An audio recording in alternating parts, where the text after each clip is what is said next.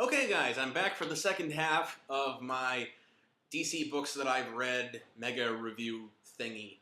It's not really I guess it's kind of a review. So, something I felt I was a little unclear on in the first half. I kind of got sidetracked when I was starting to talk about this, so I didn't really get to this point. But DC this month and the first week of last month are releasing 52 new #1 issues. So basically, that's why it's called a relaunch, because every book that they have is being relaunched from issue 1. Even long runners like Action Comics and Detective Comics. So that's why I said a bunch of like this is issue #1 in the last video. So if you were confused about that, I'm sorry. I do tend to ramble, and I do tend to get sidetracked with that sort of thing. So let's get started on the second half of this stack. I bought a lot of stuff in week 2. So I'm going to warn you in advance. I'll try to be brief when I'm talking about them, but you know how I am. You people, if you're watching this video, you know how I am. So I'll apologize in advance if I'm wasting your time. All right, let's get started here with. Let's not start with this one. Let's start with Green Lantern #1. Now, Green Lantern #1. As I said, Green Lantern, the history is surviving mostly intact, and if you're a casual reader who has just seen the Green Lantern movie and wants to pick up a Green Lantern comic, this is a good way to start. Everything you need to know is succinctly described in this comic as to where things are. If you've seen the movie, then you know who Sinestro is. That's this guy right here. During the event of the last major Green Lantern storyline before the reboot, Hal Jordan was kicked out of the Green Lantern Corps, and Sinestro, his archenemy, was reinstated as a Green Lantern. As I said, everything you need to know to fully understand that is in here. But it's a good first issue. It's written by Jeff Johns. I just realized that near the end there might have been a couple comics I skipped the creative teams on. But actually, I'm thinking back, I don't think I did. But this is written by Jeff Johns and drawn by Doug Mahnke, I think. Mank? I can never pronounce that right. But I am a sucker for Green Lantern. Jeff Johns' script is pretty good. It deals with Sinestro being a Green Lantern again, and with Hal Jordan dealing with getting kicked out of the Corps. So, I would recommend it. The artwork's very nice. The story flows along nicely. There's a good conflict that's set up in the story, and I'm interested to see what happens next. Of course, I've been reading Green Lantern for the last couple of years, so I would probably say that even if it was crap, that I'd be interested to see what happened next. But that's a wholehearted recommendation from me. So, buy pile. Next up, we got Red Lanterns. Those of you who aren't anything more than like casual comic book fans who have no idea who Green Lantern characters are, this is not a book for you. I'm going to say that in advance. If you're not a hardcore Green Lantern fan, this is going to confuse the hell out of you. It does a basic job of explaining who these characters are and why they're there. I'd say it does an okay job with that. I really liked Red Lanterns, I'm going to say that. But that may just be because I'm a really hardcore Green Lantern fan. Yeah, I fully admit that when Comics Alliance did their roundtable review of week 2 of DC's comics, they rated, this was one of their lowest ratings, Red Lanterns was. So I think a lot of that is due to either people not liking Jeff Johns' Green Lantern work, or not liking, not being big Green Lantern fans. So this isn't written by Jeff Johns, by the way. It's written by Peter Milligan, who did Shade the Changing Man and a couple books like that. He wrote Shade again during the big Flashpoint event. And drawn by Ed Benes, or Benes, again, another name I have trouble with. But the Red Lanterns are like the Green Lantern Corps, but it's basically, what if the Green Lantern Corps were not only red, but represented rage and were violent, exploding, blood-spewing berserkers. That sums up the Red Lantern Corps right there. Led by Atrocitus, as in an atrocity. Yes, very subtle name. And I'm going to show you one of the reasons why I really liked this. Okay, the first 3 pages are available online in a preview anyways, but you may not have seen this. Okay, first page, we got an intergalactic torture ring flying through space. Who's going to stop them? This is available online anyways, like released from DC. They released a preview, so this isn't like... It's... Oh yeah. It's Dexstar the Red Lantern Cat flying through space. He's going to stop those slavers. So it's kind of awesome to me. I understand why people might not like this comic, but for me, it's a definite buy. Next up, Resurrection Man. Resurrection Man is, his basic shtick as a character is that he's a guy who, whenever he dies, he can never die, okay? When he dies, he is resurrected with a new superpower. For example, in this issue, he dies at the beginning, and he is resurrected with the ability to control magnetic fields. So, it's written by Dan Abnett and Andy Lanning, and drawn by Fernando Dagnino. They do a pretty good job with it. The writers are his original creators from the late 90s. A series which I don't think has ever been collected. I'd like to read it, though, so it's too bad it's never been collected. But they do a good job of introducing this guy and giving him some good characterization. Artwork is very nice to look at, and I liked this. It's not one that... I might give it a second issue. So it's going to go in the maybe pile. But I don't know yet. Because, you know, I don't want to buy everything DC is putting out. I did like this, and I would recommend it. But it's not one that I don't think I'm going to get the next issue, actually. So this is going to go in the no pile.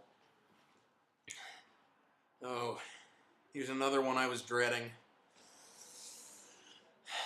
Ladies and gentlemen, some of you may have heard of the comic book writer Adam Glass.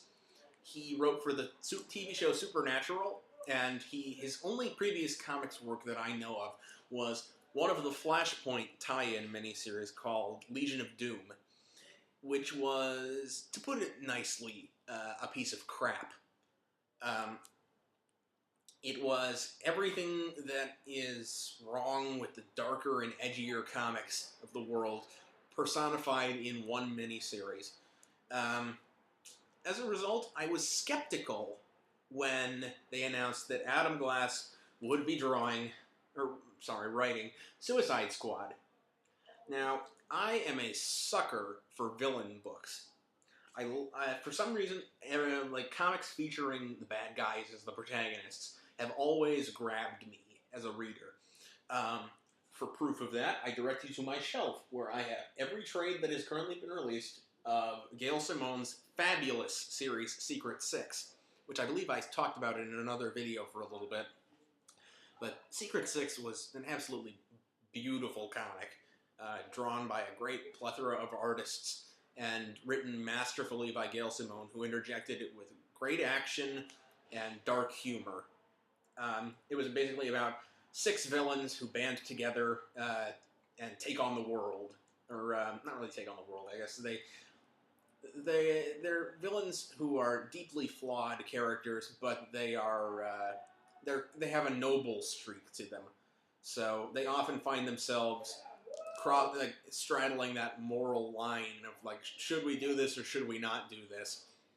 And it made for some very compelling stories. Now, Gail Simone's Secret Six was canceled at the end of last month after having a chance to fully wrap itself up. It actually got a satisfying conclusion. And The three characters who are on the cover here are Harley Quinn, whose new costume I won't comment on, except to say that it has gotten a fair bit of controversy. The other two on the cover are Deadshot, over here, who's the guy with the guns, and on the other side is King Shark. All you need to know about King Shark is that he is a shark.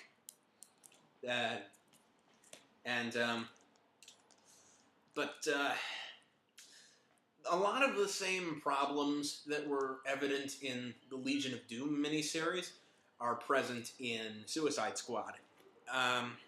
It is a very gratuitous book. If you're a fan of, like exploitation films in which there's gratuitous violence and sex every other page, this is a book for you. But it's not so much a book for me.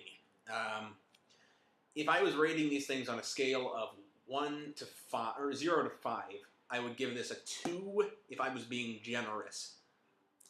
Now, I'm giving this one another issue because A, I'm a sucker for villain books. I mean, I bought every issue of Eric Wallace's honestly awful run on Titans because it was a villain book. I know I'm a terrible person for doing that, but I don't care. And also because the ending was at least a legitimate twist that I am interested to see what happens next with. So I know V for Vendetta did the same twist and did it better, but it worked. Honestly, it worked here. So I'm going to give it another issue to see if it gets any better. But it's kind of a weird comic. Oh, and it's drawn by Federico Dellocino. I have trouble with these names sometimes, but he does an okay job. There was another artist solicited for this named Marco Rudy, who does some pretty good work, but sadly he wasn't available for whatever reason. So the Federico, what's-his-face, does a good job, though. No disrespect meant, dude. I don't mean to get your name wrong. It's just, I'm just terrible at pronouncing names. And I'm going to give this one another issue to see if it gets any better. But then I am going to quit this book like a bad habit if it is more of the same crap. So I would only recommend this one if you are a big fan of grindhouse action, I guess. Or do you like gratuitous violence? Do you like seeing people get tortured in comics? This is a book for you if you like that. But it's not really so much a book for me. This is the maybe pile, because I'm buying one more issue. Okay, this book has also attracted a fair bit of controversy. It's one of those books that people have said is kind of a love it or hate it thing. The book in question is Mr. Terrific by Eric Wallace, and written by Eric Wallace, who also wrote the aforementioned Titans run, and drawn by Gianluca. I'm not even going to try with that name. For the record, this artist isn't on the next issue. They have like 3 different artists for the first 3 issues. So his artwork, the artist whose name I'm having trouble pronouncing here, he wasn't very good. So it may be for the best. So there's going to be another guy on the next one. But this is a book that's kind of difficult to talk about because I didn't love it and I didn't hate it. I know I said it's a love it or hate it thing, but now I love Mr. Terrific. He is an awesome character. He's the 3rd smartest man in the world. He invents his own technology, which he uses to fight crime. These like robot T-spheres, which he uses for information storage, and there's a really cool scene in here where he grabs 3 of them, or one of them in his hand and 2 on his feet, and he flies using his T-spheres. It is really cool. And then it's Mr. Terrific fighting crime with science, and it is cool in that regard. However, there's some racial stuff that pops up in here, and I'm not saying it's not a bad thing, but it is a little awkward at times. Like, it's a book where race shouldn't really be that much of an issue, I don't think. But it kind of gets dragged up in a couple places. Um, which that made it a little bit awkward to sit through. But the fighting crime with science thing is unique enough and interesting enough to me that despite the bad art and despite the weird racial bits, I'm going to buy the next issue of this and decide for sure with that one whether or not I'm going to consider, or whether or not I'm going to go on. This is in the maybe pile. Next up, a book that I thoroughly enjoyed, Deathstroke. Any of you who have watched the Teen Titans cartoon will remember the awesome voiced villain Slade, who in the comic books is known as Deathstroke the Terminator. Slade is his first name, Slade Wilson. He is a mercenary and he is a badass. And Deathstroke #1 proves that Slade Wilson is a badass. That's the first page is even essentially, that's Slade Wilson. He's a badass. It's not a great opening, but it's pretty action packed. I mean, at one point, Deathstroke is up in a plane, and he needs to board another plane. So he's wielding a big sword on the cover of this. Well, he has that sword in the issue, and he leaps out of the plane, like above the other plane, and he takes the sword, he slams it into the plane, and he then proceeds to rip the door off the plane with his bare hands. That is awesome. So there's some cool stuff in here. There's a legitimate twist ending that worked out really well. This is written by Kyle Higgins and drawn by Joe Bennett. Kyle Higgins is notable for having done a miniseries called Batman Gates of Gotham, which I read and I liked. And Joe Bennett, I think he's drawn some. What was it? I'm pretty sure he was part of the Brightest Day art team. I think he did the Firestorm storyline, if I'm remembering correctly. I might not be, but that sounds familiar. I need something to drink.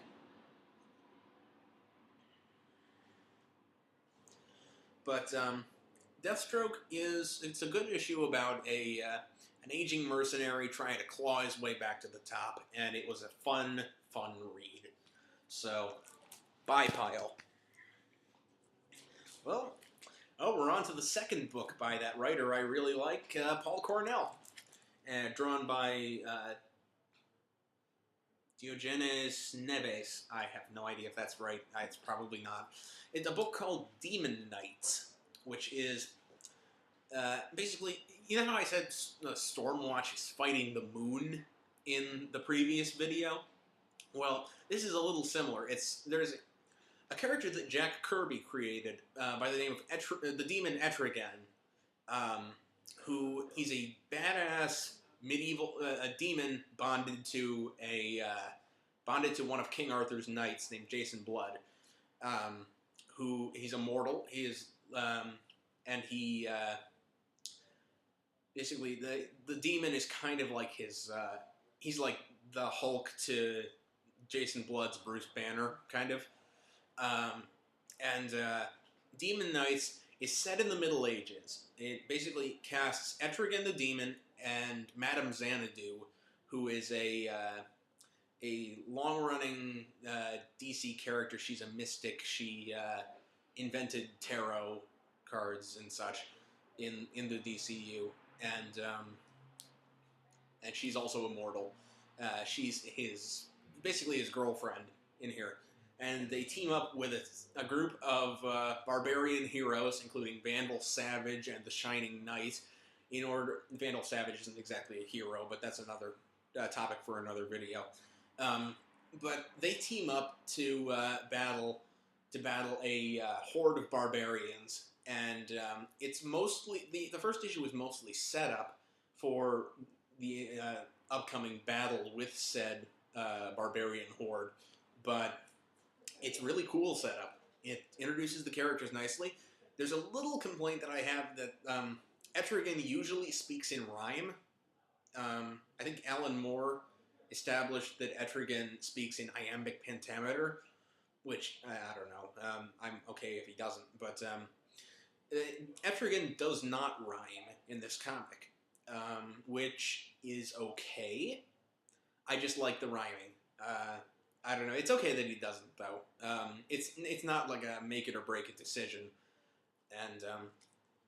and this is definitely one that I'm sticking around for the second issue of. Or more than the second issue. I'm buying this book. Buy pile. The artwork is very nice too. I think I forgot to talk about the artwork. The artwork is very nice. And what's next in the stack? Batman and Robin. Batman and Robin is written by Peter J. Tomasi, a former editor turned writer who was one of the a lot of Brightest Day writers in here, or a lot of Brightest Day creators. He was one of the co-writers of Brightest Day, and he also writes Green Lantern Corps, which is another book that I really like, or I really liked prior to the reboot. I hope I still like it afterwards. He's written Batman and Robin in the past. He wrote a 3-issue arc in which Dick Grayson, who was Batman at the time, and Damian Wayne, Bruce Wayne's son, with Talia al Ghul, who they team up to fight a villain who called the White Knight. It was a pretty interesting arc. The book is drawn by Patrick Gleason, a longtime Green Lantern Corps artist who teamed up with Pete Tomasi when he wrote the previous Batman and Robin bit. So it's a good creative team. I like the dynamic between Batman is now once again Bruce Wayne, by the way. He, for the moment, has stopped globe-trotting and is back in Gotham doing his usual Batman shtick. And Damian Wayne has stuck around as Robin. As I said, Batman's history is mostly intact post-reboot. So Damian is still around.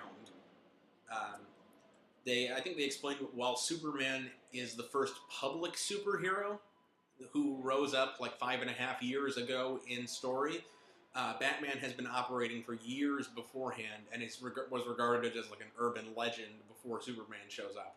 So that's how Batman can have a 10-year-old son, if you're wondering. So, pretty solid story. It does indulge in Pete Tomasi. Pete Tomasi has a thing for gory violence. It does indulge in that a little bit. Green Lantern Corps is a book where Patrick Gleason is also, he's very good at drawing gory violence, and Pete Tomasi really seems to like writing it too. So they interject a little bit of that, but it's not a make it or break it thing. The dynamic between Bruce Wayne and Damian Wayne is very nice, pretty deep. I don't know, maybe not deep, but it's entertaining, and I think overall, this one I'm going to give a second issue to, because it's an interesting new villain who seems to be, like, Batman in the last major storyline before the reboot. He was traveling around the world recruiting international Batmen to one organization called Batman Incorporated. But some of his representatives are being killed off by a mysterious ghost-like figure called Nobody, I think was his name, and it looks like an interesting story is building here. So I'm going to give this one a second issue. I might not go any further than that, but it was good enough that I'm going to give it one more. What else we got down here? Okay, next up, Grifter. Grifter is written by Nate Edmondson and drawn by Kafu or I don't know. Grifter was a disappointment. It's not really it's not a great comic, just in general. It's basically what if Sawyer from Lost was a superhero, and it's kind of a jumbled, incoherent mess. There's a non-linear narration to the whole thing, and as a result, I had a hard time figuring out when stuff was happening and where it was happening. The artwork is pretty good. The story suffers heavily from the aforementioned non-linear timeline, and I didn't really see much of a reason to really like this protagonist or want to read any more about him. As I said, he's basically Sawyer from Lost. He's a con man. That's why he's called Grifter. And he has demons possessing him, pretty much, for some reason. For some, as of yet, unexplained reason.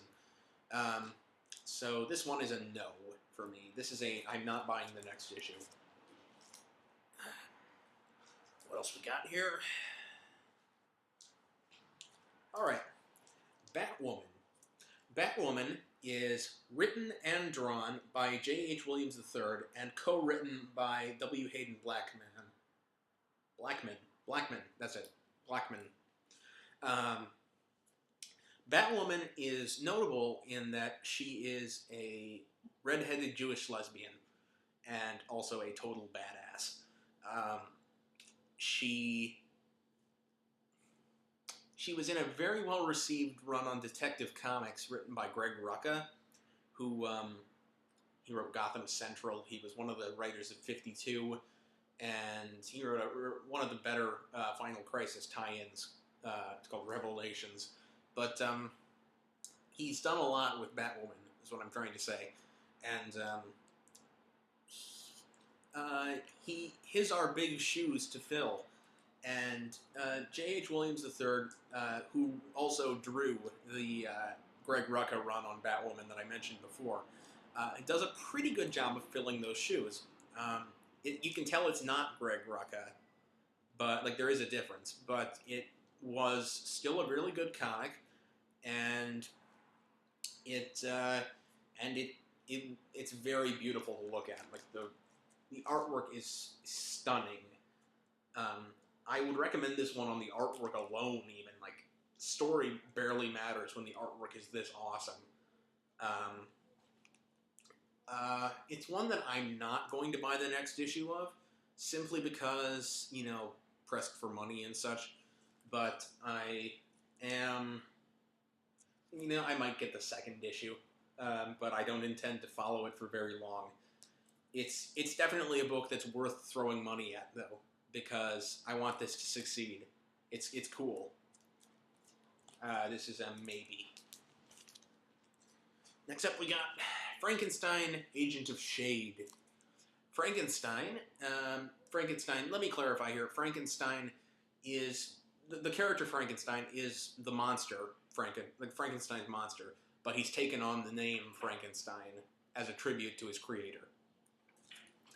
He basically goes around and fights weird stuff with science and a giant-ass sword. His boss is named Father Time and regenerates his body once every 100 years. In this, he is a 10-year-old Japanese schoolgirl. I don't know why, but he just is. This is written by Jeff Lemire and drawn by Alberto Ponticelli. And they both do a pretty good job. It's very kind of weird in terms of what's in it. Like, all kinds of crazy science, all kinds of weird monsters and stuff.